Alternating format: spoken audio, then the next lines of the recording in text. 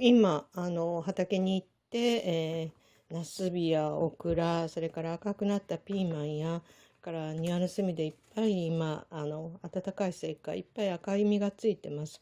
トマト、ミニトマト、それとか冷蔵かぼちゃや冷凍してあったニンニク、それとかトマトのジュースを冷凍してあったものとか、そういうものを使って、台所の余り物とか使って、圧力鍋で、スープを作ろうと思います。取ってきた野菜をきれいに洗って、傷ついたところは皮を取って、で、小さく切りました。で、白菜もありますし、小松菜もありますし、冷凍の蒸したかぼちゃを入れようと思って、準備しました。冷凍のきのこや、それからピーマンとかはもうヘタだけを取って、あとは種も全部、綿も一緒に全部入れます。と、オクラも小さく切ってます。それから、ブロッコリーの残った茎のところも全部切りました。そして、取ってきたミニトマト、そして冷凍してあったニンニクの芽を少し入れようと思います。それと冷凍してあったトマトのミキサーにかけた分です。葉物野菜とかをちょっと入れて、火にかけて少し、なじませます。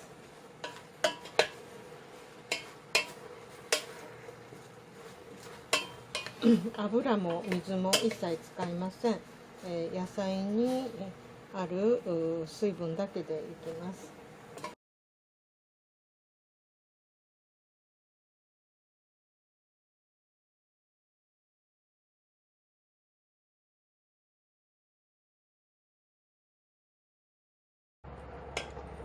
これにトマトジュース、トマトのミキサーにかけた分とかも入れながら、少しずつ水分を多くしていきます。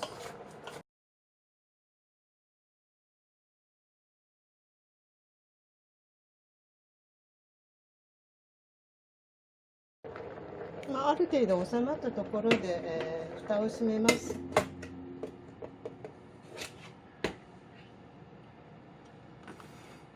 これで、圧がかかるまでちょっと待ちます。鍋に圧力がかかったらこのまま5分ほどつけておきます。5分で切れました。これで、鍋の圧が下がるのをちょっと待ちます。5分ぐらい経って、圧が下がりました。でこれで一応蓋を開けます。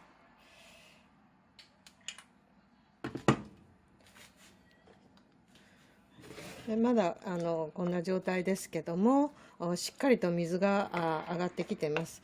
でここをちょっと混ぜて、鍋の半分以下になりました。で、この中に、あと残っている野菜を全部入れます。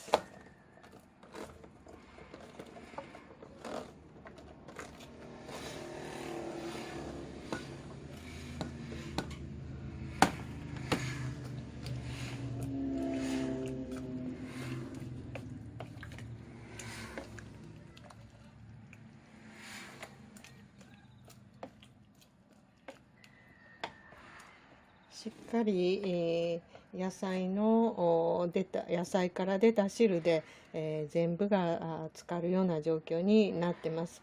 なお3分の2ぐらいの量になってます。でここでもう一度蓋をしっかり閉めて、今度はこれで、また火にかけます。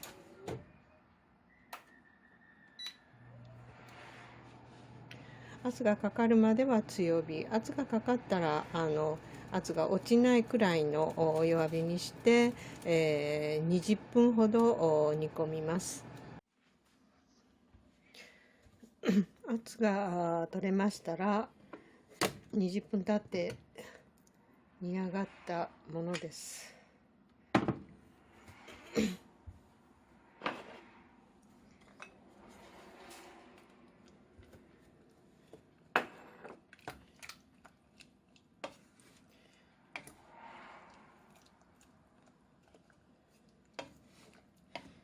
しっかりと火が通ってますけど、まだ形も少し残ってます。で、これを熱が取れたらそれぞれにですね、フリーザーバッグでもいいですし、容器でもいいですし、取って、保存します。冷凍してもいいですし、その時々で、カレーにしたりシチューにしたり、野菜スープで、コンソメ味にしてもいいですし、ご自分の味で、やってもいいと思います。もう少し煮詰めたい方はもう少し、煮て、もいいかもしれませんけど、粒が残ってる状態でも十分使えると思います。野菜のスープの素って言いますか、そういうのの出来上がりです。いろんな料理に使えてとっても便利です。冷蔵庫にあるもの、冷凍室に残ったものから自分で作った野菜などを混ぜて、いろんな種類の野菜が入って栄養たっぷりです。